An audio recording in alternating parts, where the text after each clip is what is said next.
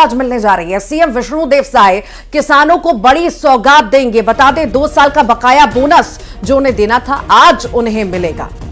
किसानों को 3,716 करोड़ रुपए का भुगतान किया जाना है। आपको बताएं कि मोदी की गारंटी का ये दूसरा वादा होगा जो पूरा होता हुआ धरातल पर उतरता हुआ छत्तीसगढ़ में आपको दिखेगा। रायपुर के अभनपुर में कार्यक्रम का आयोजन, सीएम विष्णुदेव साय की मौजूदगी रहने वाली है। डिप्टी सीएम अरुण साव, विजय शर्मा भी पहुंचेंगे।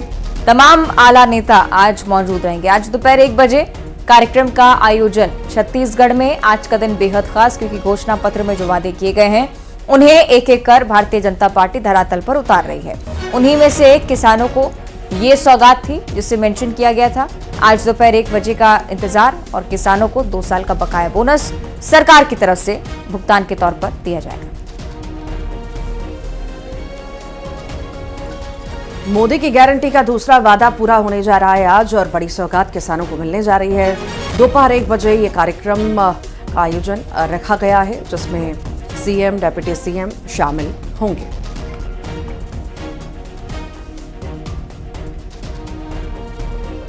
भारत रत्न पूर्व प्रधानमंत्री, छत्तीसगढ़ के निर्माता अटल बिहारी वाजपेयी जी का जन्मदिन है और पूरा देश और पूरा विश्व उसको सुशासन दिवस के रूप में मनाता है। और उस दिन का जो एक शुभ दिन है उसके अवसर पर 2 साल का बोनस सभी किसानों के खाते में माननीय मुख्यमंत्री जी ट्रांसफ़र करेंगे। और यही मोदी जी की गारंटी है कि मोदी जी ने जो गारंटी दी है वो सभी पूरी होंगी और लोगों के मन में भारतीय जनता पार्टी के प्रति एक विश्वसनीयता का भाव जागेगा। और इससे आने वाले लोकसभा चुनाव में भी भारतीय जनता पार्टी छत्तीसगढ़ की 11 की 11 सीटें जीत कर। और ज्यादा जानकारी के लिए हमारे साथ सहयोगी उमेश मौर्य जुड़ गए हैं। उमेश, पीएम मोदी की गारंटी का दूसरा वादा आज पूरा होने जा रहा है, किसानों को बड़ी सौगात मिलने जा रही है। बिल्कुल रीतू, देखिए एक के बाद एक जो मोदी की गारंटी थी उस पर मुहर लगती हुई नजर आ रही है। एक बार फिर से जो चुनाव के दौरान जिस तरीके से देश के प्रधानमंत्री नरेंद्र मोदी जब विधानसभा के अलग अलग दौरे पे निकले थे और चुनावी सभा को संबोधित कर रहे थे तो उस दौरान भी उन्होंने ये कहा था कि हम ही ने बनाया है, हम ही संवारेंगे। और उन्होंने मन से ये वादा किया था किसानों से कि उनका 2 साल का जो बकाया बोनस का अंतर की राशि जो है 300 रुपए वो उनके खाते पे डाली जाएगी, जिसको आज 25 दिसंबर यानी कि अटल बिहारी वाजपेयी के जन्म दिवस के अवसर पर सुशासन दिवस मनाते हुए इस राशि को जो है वो उनके खाते में नामांतरण कर रही है। तो निश्चित रूप से एक बड़ी घोषणा थी और उस घोषणा को पूरा करते हुए दिखाई दे रहा है। लगभग प्रदेश के 23 लाख किसानों को इसका सीधा लाभ मिलेगा। चूंकि पूर्ववर्ती सरकार भाजपा, जब तत्कालीन सरकार रही है भारतीय जनता पार्टी, उस समय उन्होंने ये वादा किया था 2 साल का बोनस जो बकाया था वो नहीं दिया था। लिहाजा विधानसभा चुनाव से पहले घोषणा पत्र में इस वादे को भी रखा गया था, जिसको लेकर किसानों के बीच, जनता के बीच जो है भारतीय जनता पार्टी गई और किसानों ने उन्हें भरपूर प्यार दिया और आशीर्वाद दिया। निश्चित रूप से उसका लाभ अब जो कि किसानों को देने की बारी अब भारतीय जनता पार्टी की है, तो भारतीय जनता पार्टी भी आज सुशासन दिवस के अवसर पर लगभग 23 लाख किसानों के खाते में 3716 करोड़ रुपए आज ट्रांसफर मारेगी। तो निश्चित रूप से एक बड़ी राहत किसानों को मिलेगी। क्योंकि पिछले 2 साल का जो राशि है बोनस की राशि वो बकाया थी, तो इससे लाभ मिलेगा। इस जो कार्यक्रम है वो रायपुर के अभनपुर विधानसभा क्षेत्र के बेंद्री में आयोजित है। लगभग 1:30 बजे के आसपास ये कार्यक्रम होगा, जिसमें कार्यक्रम में शामिल होने विष्णुदेव साय मुख्यमंत्री प्रदेश के, वो डिप्टी सीएम अरुण साव और विजय शर्मा जो है वो शामिल होंगे इस कार्यक्रम। ठीक है, चलिए कुल मिलाकर सौगात तो भरा दिन आज किसानों के लिए छत्तीसगढ़ में। बहुत शुक्रिया आपका उमेश ये जानकारी साझा करने के लिए। और जिस बात का जिक्र उमेश भी कर रहे थे, आज के दिन ही कार्यक्रम क्यों रखा गया, आपको बताया कि आज पूर्व प्रधानमंत्री स्वर्गीय अटल बिहारी वाजपेयी जी की जयंती है और बीजेपी देश भर में सुशासन दिवस के रूप में इसे मनाती है। इस मौके पर छत्तीसगढ़ के सीएम विष्णुदेव साय की भी कई सारे खास कार्यक्रम, 12 लाख से ज्यादा किसानों को बड़ी सौगात भी आज वो देने वाले हैं। और दूसरी तरफ बिलासपुर और रायपुर के दौरे पर भी मुख्यमंत्री आज रहेंगे। तो सीएम साहब विभिन्न कार्यक्रमों में शिरकत आज करने वाले हैं। कई सारे उनके कार्यक्रम हैं। ये भी बता दें अटल बिहारी वाजपेयी विश्वविद्यालय भी सीएम आज जाने वाले हैं।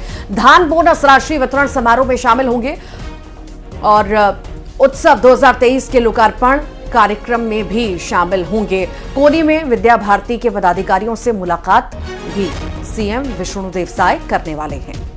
आज बिलासपुर के दौरे पर सीएम रहने वाले हैं अटल बिहारी वाजपेयी विश्वविद्यालय भी पहुंचेंगे वो, और कुल उत्सव 2023 नामकरण लोकार्पण जो है उसमें भी शिरकत करने के लिए पहुंचेंगे।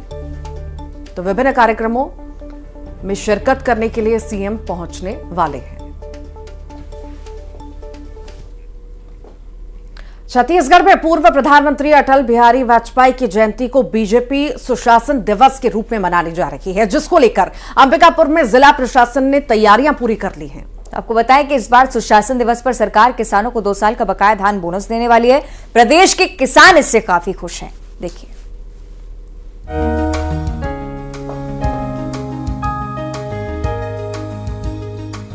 पूर्व प्रधानमंत्री अटल बिहारी वाजपेयी को छत्तीसगढ़ का जनक कहा जाता है। उनकी जयंती पर छत्तीसगढ़ सरकार किसानों को सौगात देने जा रही है।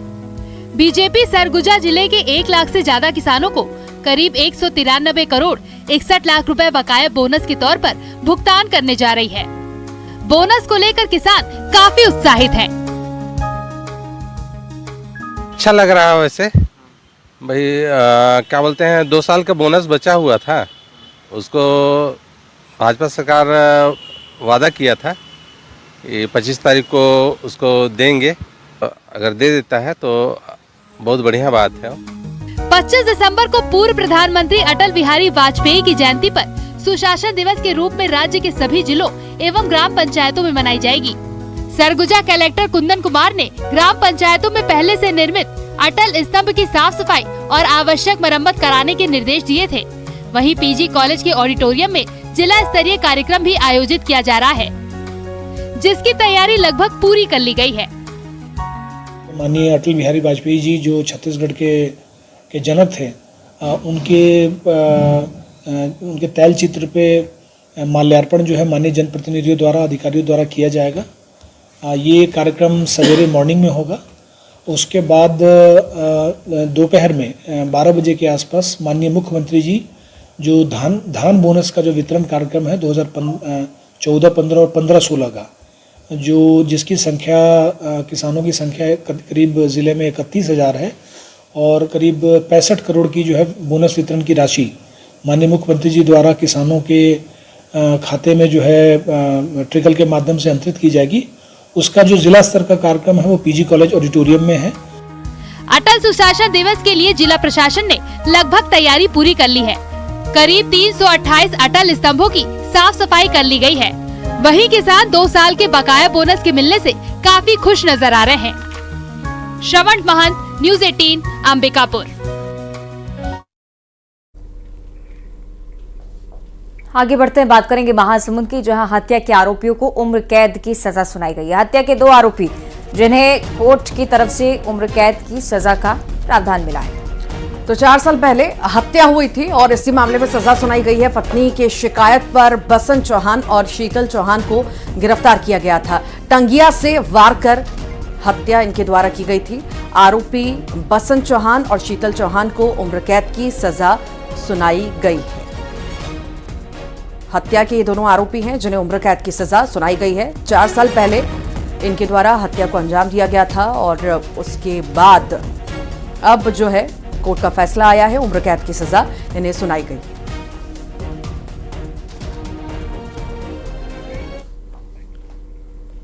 महासमुंद में युवक पर हमला हुआ है। बुजुर्ग ने युवक पर धारदार हथियार से हमला किया। बता दें, युवक पर कई वार इस दौरान किए गए।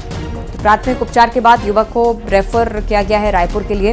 पुलिस ने आरोपी रमेश चंद्राकर को भी गिरफ्तार कर लिया है। महासमुंद सिटी कोतवाली क्षेत्र के ग्राम बेलसोना का यह पूरा मामला।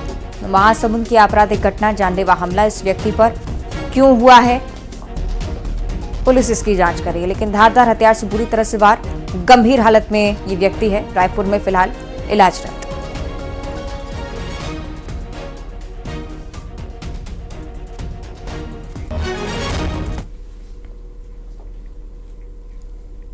और बात करेंगे दंतेवाड़ा की, जहां सुरक्षा बलों को एक बड़ी कामयाबी मिली है। नक्सलियों के साथ मुठभेड़ हुई और इसी बाद बस्तर फाइटर और डीआरजी के जवानों के लिए ये कामयाबी कि 3 नक्सलियों को मार गिराया इस मुठभेड़ में। और बताया यह भी जा रहा है कि मारे जाने वाले नक्सलियों में एलओएस कमांडर लक्ष्मण कौरामी भी शामिल है, जिस पर 5 लाख रुपए का इनाम घोषित था। सुरक्षा बलों ने मुठभेड़ के बाद वर्दीधारी 3 नक्सलियों के शव बरामद किए हैं। सर्चिंग पर निकले जवानों की सुकमा जिले से सटे सीमावर्ती इलाकों में नक्सलियों से मुठभेड़ हुई। तुमकापाल और डब्बा कुन्ना के जंगल की पहाड़ियों पर यह मुठभेड़ होना बताई जा रही है। सुरक्षा बलों ने मौके से बड़े पैमाने पर हथियार और गोला बारूद भी बरामद किया है। 24 दिसंबर 2023 को थाना कटे कल्याण अंतर्गत तुमकपाल से डब्बा कुन्ना की जंगल पहाड़ी जो कि जिला दंतेवाड़ा सुकमा का बॉर्डर है, वहाँ पर नक्सलियों की उपस्थिति की आसूचना थी, जिस पर से दंतेवाड़ा जिले के डीआरजी बस्तर फाइटर की टीम रवाना की गई और मौके पर उनकी घेराबंदी की गई। नक्सलियों द्वारा फायरिंग करने पर पुलिस द्वारा जवाबी कार्रवाई की गई, जिसमें दंतेवाड़ा पुलिस को 3 नक्सली वर्दीधारी पुरुष नक्सली का शव बरामद किया गया और भारी मात्रा में गोला बारूद, नक्सल सामग्री एवं हथियार बरामद किया गया है। इस समय भी जिला दंतेवाड़ा सुकमा के डीआरजी बस्तर फाइटर की टीम एवं सीआरपीएफ सीएफ की टीम द्वारा सर्च अभियान शुरू है और आगे की जानकारी पृथक से दी जाएगी। और अब बात कवर्धा की, जहां मानव तस्करी का सनसनीखेज मामला सामने आया है। एक युवती को उसके रिश्ते की एक बहन ने दिल्ली में एक डॉक्टर के हाथों 2 लाख रुपए में बेच दिया। तो युवती का शारीरिक शोषण भी हुआ है। इस दौरान वो किसी तरह से वहां से भाग निकली, अपने घर पहुंची और अपनी आप बीती पुलिस को सुनाई है। इसके बाद पुलिस ने मामला दर्ज किया है। जांच में पुलिस लगातार जुटी हुई कि आखिर किस परिस्थिति में ये सब हुआ। आरोपी से पूछताछ की कोशिश भी जारी।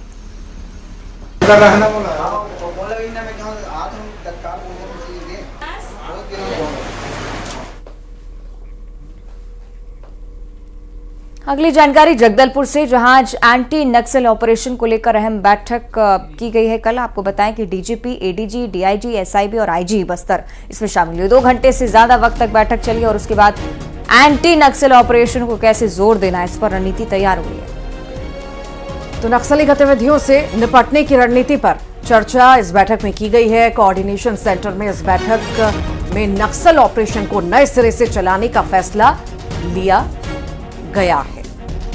तो डीजीपी अशोक जुनेजा ने यह बैठक ली, बेहद महत्वपूर्ण।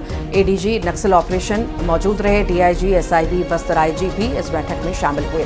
2 घंटे तक लगभग ये बैठक चली, अधिकारियों की बैठक चली और अब नई रणनीति से जो है ऑपरेशन चलाया जाएगा नक्सलियों के खिलाफ।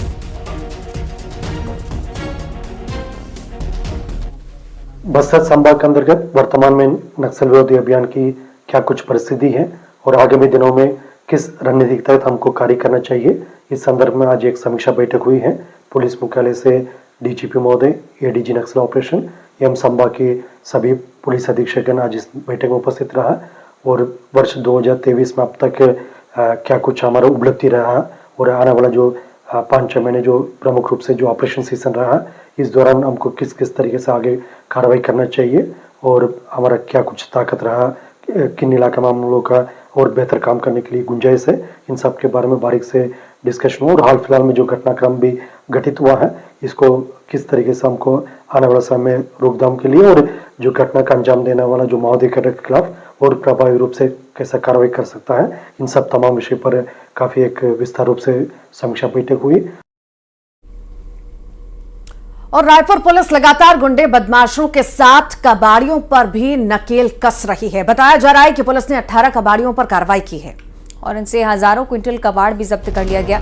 अलग अलग मामलों में 64 गुंडे बदमाशों को गिरफ्तार किया गया। रायपुर से कबाड़ी चोरी के लोहे और कबाड़ को लेकर लगातार जानकारियां और आपको ये बताएं कि कबाड़ को खपाने का प्रयास भी करते हैं। पुलिस इन पर नकेल कसने का काम कर रही है। निरंतर ये कार्रवाई राजधानी में जारी है।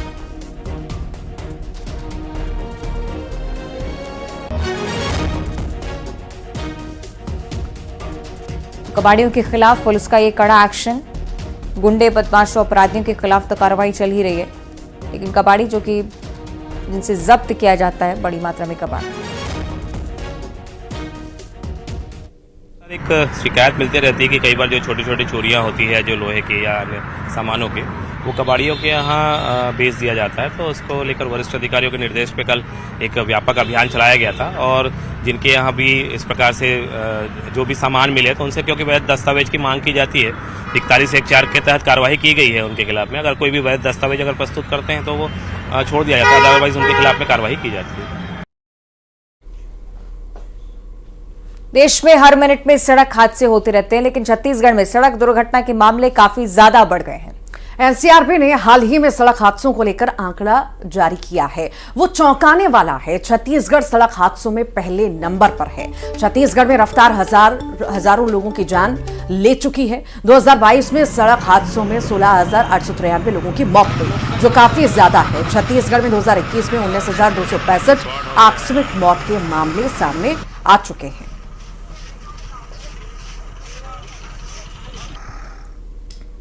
बहुत ज़्यादा दुर्घटनाएं हुई थी और लोगों की मौत हुई थी। इसमें हमने जो विश्लेषण किया था उसमें प्रमुख रूप से नशा करके गाड़ी चलाना, रॉन्ग साइड मूवमेंट करना और यातायात नियमों पर रेस ड्राइविंग करना। अगर आप ओवर स्पीड करेंगे तब भी सड़क दुर्घटनाओं में शिकार हो रहे थे लोग। तो ये प्रमुख 2-3 कारण थे जिनके कारण लोग सड़क दुर्घटनाओं में घायल हो रहे थे और उनकी मौत हो रही थी। देश भर में क्रिसमस का त्योहार धूमधाम से मनाया जा रहा है। अंबिकापुर में भी कुछ ऐसी ही तस्वीरें देखने को मिली, जहां पर नवापारा के महागिरजाघर में हजारों की संख्या में लोग पहुंचे। लोगों ने गिरजाघर में प्रार्थना की और प्रभु यीशु मसीह के गीत गाए। देश में सुख समृद्धि की प्रार्थना और इस मौके पर भव्य आतिशबाजी की गई। प्रभु यीशु के जन्म के बाद सभी ने एक दूसरे को बधाई दी। आपकी मुक्तिदाता प्रभु मसीह का जन्म हुआ। क्रिसमस का त्योहार जो कि लगातार मनाया जा रहा है, यीशु का जन्मदिन। आज क्रिसमस का ये त्योहार, लेकिन कल से जो प्रार्थना सभा शुरू हुई है, आज निरंतर सुबह तक जारी रहने वाली है। और जशपुर जिले का जिक्र करेंगे, जहां ठंड ने अपना असर दिखाना शुरू कर दिया है। जिले में कड़ाके की सर्दी पड़ रही है और इसकी वजह से लोग परेशान हैं। हालांकि नगरीय क्षेत्रों में अलाव की व्यवस्था नहीं है, लेकिन पठारी क्षेत्रों में ऐसी कोई व्यवस्था नहीं की गई है, जिस वजह से कहीं ना कहीं लोग परेशान होते हुए नजर आ रहे हैं। शहरी क्षेत्रों में अलाव की व्यवस्था है, पर छोटे क्षेत्रों में जहां ठंड खूब है, वहां पर कोई व्यवस्था नहीं की गई है और लोग कहीं ना कहीं इसकी शिकायत भी कर रहे हैं और परेशान होते हुए भी नजर आ रहे हैं इस कड़ाके की ठंड में।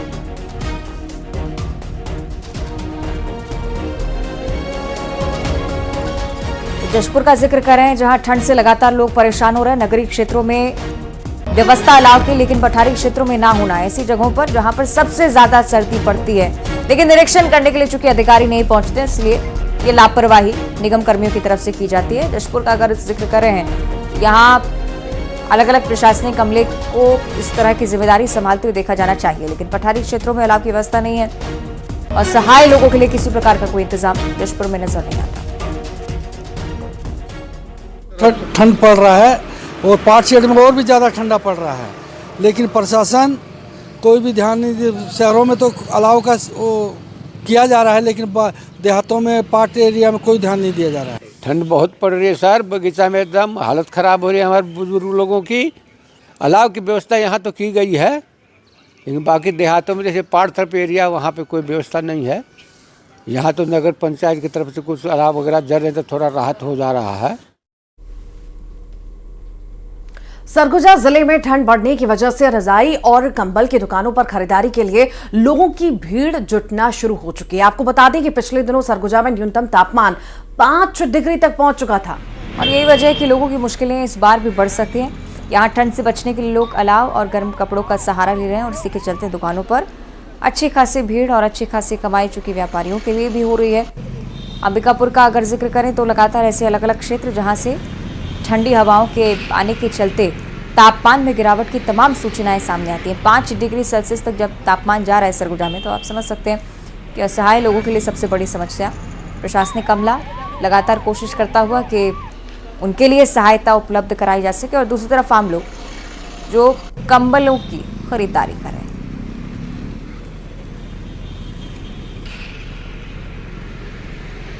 ठंडा तो लग रहा था ना, ठंडा बढ़ गया है इसलिए हम लोग खरीद रहे हैं।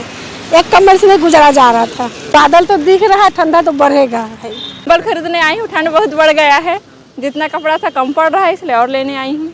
4 दिन हो रहा है मेरे लिए तो 4-5 दिन हो रहा है। बहुत ज़्यादा ठंडा है, ठंडा बहुत बढ़ गया है और सुबह सुबह तो और ठंडा लगता है। घास पे पूरा मतलब बर्फ गिरा हुआ है और मेरे ख्याल बादल फटेगा और ठंडा करेगा, इसलिए उसको हम लोग खरीद रहे हैं।